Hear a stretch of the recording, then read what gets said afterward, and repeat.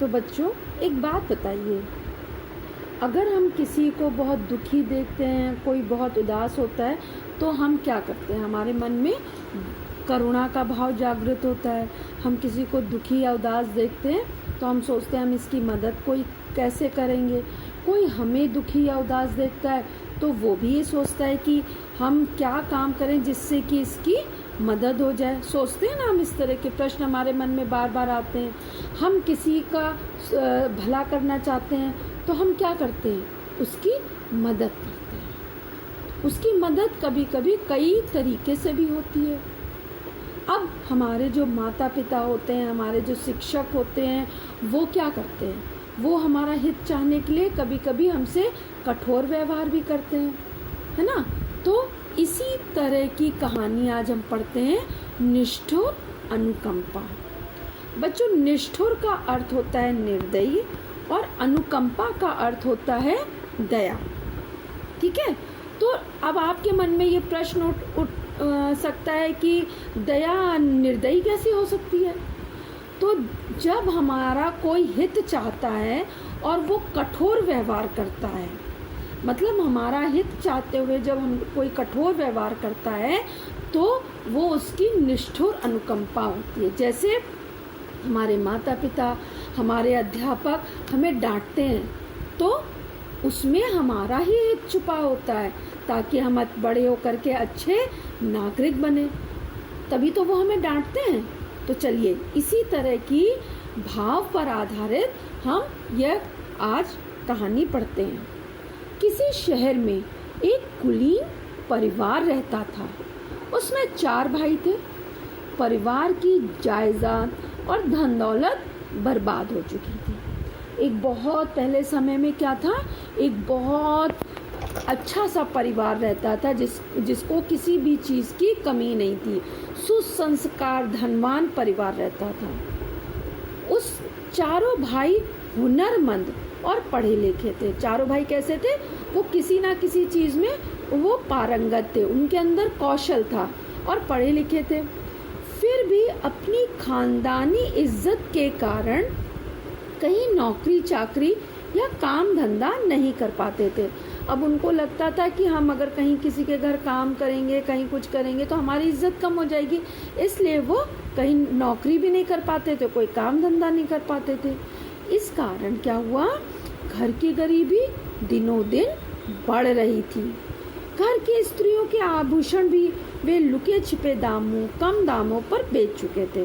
वो क्या करते थे, इस कारण से घर की गरीबी जब बढ़ने लगी तो उनके घर में जो स्त्रियां रहती थी, उनके जो गहने थे, आभूषण थे, वो सब लोगों से छिप कर के बेचने लगे और जो कम दाम मिलते वो उनमें ले लेते।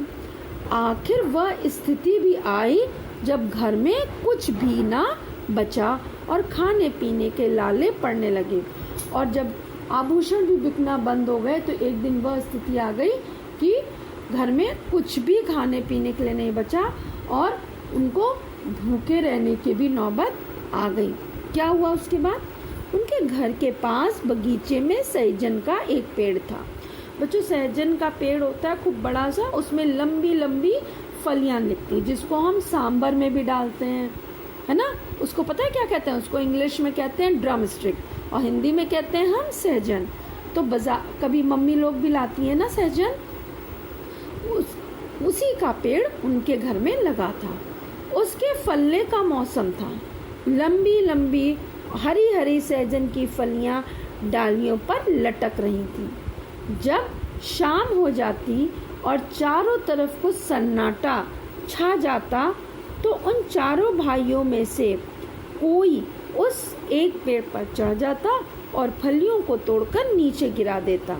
जब उनको सहजन का फलने का टाइम आया तो उन चारों भाइयों में से एक भाई चढ़ जाता और ऊपर से जितनी सहजन की फलियां तोड़ सकता था वो तोड़ करके नीचे गिरा देता।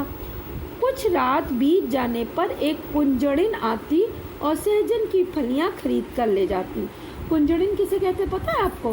कुंजड़िन का मतलब होता है कि जो सब्जी बेचने वाली। तो जब वो लोग रात में सहजन की फलियां तोड़ते तो आधी रात में कोई कुंजड़िन आती और उनसे सहजन की फलियां खरीद लेती कम दामों पर और जो पैसे वो देती थी इससे उनके परिवार का भरण पोषण, निर्वाह या खर्चा पानी हो रहा था। दिवाली के बाद एक दिन उनका एक रिश्तेदार आया। अब कोई भी त्यौहार आता है तो हम लोग एक दूसरे से घर मिलने जाते हैं ना, तो इसी तरह उनके घर भी एक रिश्तेदार आया। उसे इन लोगों की बुरी दशा की जानकारी न थी। उसे इन लोगों की जो बुरी दशा थी उसकी कोई भी जानकारी नहीं थी। तब उसने क्या किया, जब वो बेचारे लोग तो परेशान हो गए कि अब हम क्या करें। जब लेकिन भोजन तैयार हुआ तो बड़े भाई ने बहाना बनाया, आज मेरा सोमवार का व्रत है। बड़े भाई ने क्या बहाना बनाया कि मेरा तो व्रत है, मैं आज भोजन नहीं करूँगा। दूसरे भाई ने कहा मेरे पेट में दर्द उठ रहा है। उसने कहा कि मेरे पेट में दर्द है, डॉक्टर ने खाने को मना किया है, इसलिए मैं खाना नहीं खाऊंगा। तीसरे भाई का कहना था कि उसे अपने दोस्त के घर दावत में जाना है। तीसरे भाई ने कहा उसे अपने दोस्त के यहाँ दावत में जाना है, अतः वह भी शरीक नहीं हुआ मतलब खाने के लिए ना बैठा। सबसे छोटा भाई घर में आए हुए मेहमान के साथ खाने बैठा। 2 थालियां लगाई गई। जब दोनों जन खाने बैठे तो बूढ़ी माँ मेहमान के खाने का खूब आग्रह करती रही, लेकिन उसने अपने छोटे लड़के को जरा भी ना पूछा। वह लड़का भी सधा हुआ था। कोई चीज़ परोसी जाती इससे वो पहले ही हाथ हिलाकर कह देता मुझे नहीं खाना है। मतलब सारे भाइयों ने क्या किया, बहाने बना लिए। कैसे? बड़े भाई ने कहा कि मुझे मेरा व्रत है, मुझे खाना नहीं खाना। दूसरे भाई ने कहा कि मेरे पेट में दर्द है, डॉक्टर ने खाना खाने को मना किया है, इसलिए मुझे खाना नहीं खाना। तीसरे ने कहा मुझे अपने दोस्त के घर दावत पर जाना है, इसलिए उसने खाना नहीं खाया।